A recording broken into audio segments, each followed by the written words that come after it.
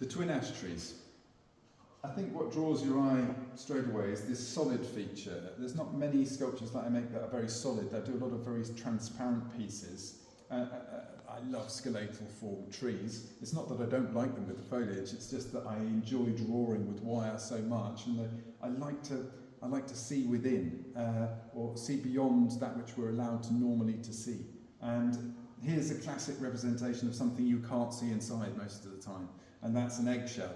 Now that is in fact a solid lead egg. I've poured the lead into a real eggshell, and being that large, you can guess it's one of Britain's biggest birds. It's a goose.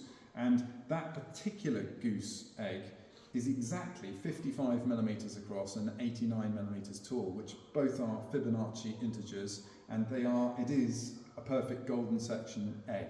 And the goose is the only bird that I know of that lays perfect golden section eggs, which is where I think the tale of the golden goose comes from.